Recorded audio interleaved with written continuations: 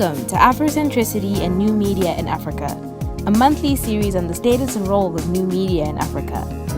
On today's episode, your host, Dr. Langmia, Professor of Media Studies at Howard University, will be discussing the role of African languages on social media for Africans on the continent and throughout the diaspora. Good day and welcome again to this month's edition of Afrocentricity and New Media in Africa. I am Kehbuma Langmia. I'm a professor of media studies here at Howard University, Washington, D.C. Today's topic is titled African Languages in Social Media.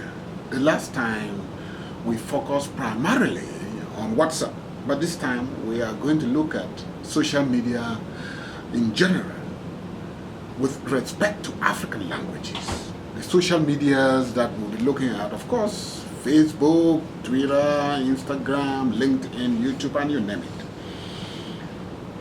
I'm going to start by quoting a renowned Senegalese scholar, blessed memory, who said, and I quote, "No nation can ever develop by using the language of another nation." End of quote. Again, no nation can ever develop by using the language of another nation.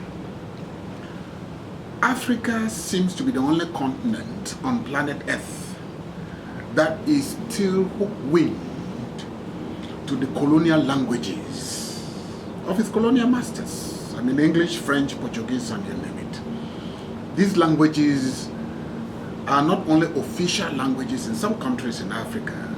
These languages are being used in the economic, social, political, cultural, and in our own case here, in our new media communications.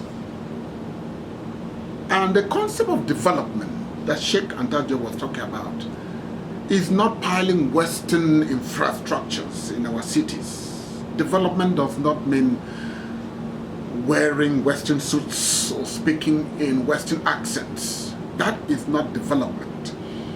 By development, we're talking about the mind.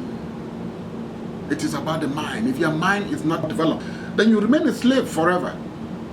So Africa cannot choose to be a slave of colonial languages forever in all spheres of communication.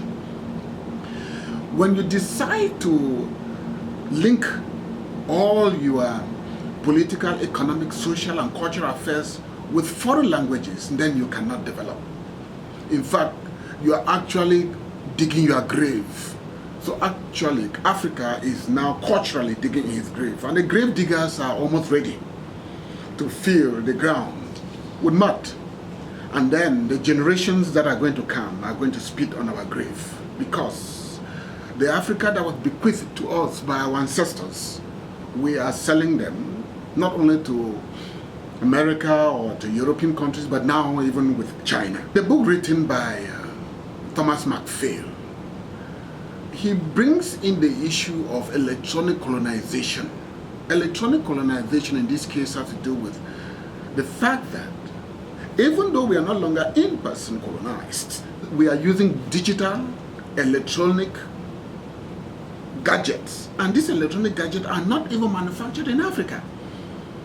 And not only the electronic gadget, but the content of what is in those gadgets, we are just swimming through. And the last edition, we talked about dependency.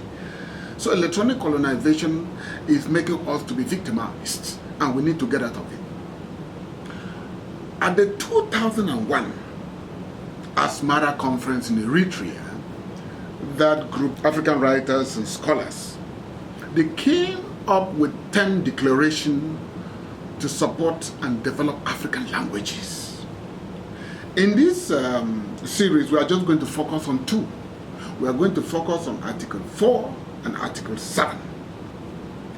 In Article 4, they state that dialogue has to be initiated among African languages.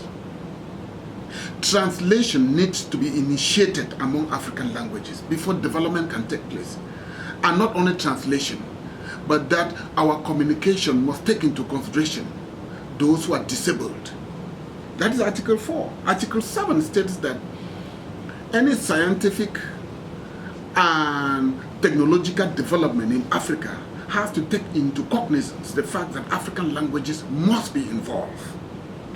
So the communication technology that we are talking about today, like the social media platform, African languages must be a factor. We have to translate our African languages while using this social media. If we don't translate our African languages while using social media, then we are paying again a lot of lip service to colonial languages. And as Sheikh Antajab said, we are not going to develop. What we are doing on social media, on Facebook, on Twitter, on Instagram, is not only promoting English language, French, Portuguese, and any other languages. We are actually pushing it down the throats of those who are in the rural areas, who are trying to preserve the African languages, African customs, and African culture bequeathed to us by our ancestors. But what we are doing is we are actually letting them know that they have to push those languages aside in order to embrace English languages, embrace French language, embrace Portuguese and any other languages. This is wrong. And if we are using social media for this purpose, then Africa is not going to develop. Africa is going to depend for the rest of her life. Coming to the issue of Article 4 that I talked about, dialogue among African languages. We have to use WhatsApp, we have to use Facebook, we have to use Twitter to promote these African languages. To translate isiXhosa or Zulu into Swahili, or translate Yoruba into Wolof, or translate Amharic into Buganda, or Buganda into Mungaka. But that is not what we are doing. Instead, we are pushing all those who are illiterate in the foreign languages to embrace these languages, otherwise they will be suffering from digital divide, otherwise they will not enjoy social media. And that is incorrect. Incorrect in the sense that if technology is supposed to be used according to Asmara Conference to promote African languages, then we have to use every means at our disposal to promote these languages, and that has to do with the social media that we use. The gadgets that we have in front of us may not have the keyboards with our African languages, but we have to create in one way or the other, or we protest. If we cannot create, we can protest. In 2009, Swahili scholars had to protest in California before Swahili Facebook was created. So if we don't do something in our own end in terms of African languages are going to die. I want to reference Francis Nyamjo. Francis Nyamjo is a leading sociologist in University of Cape Town in South Africa.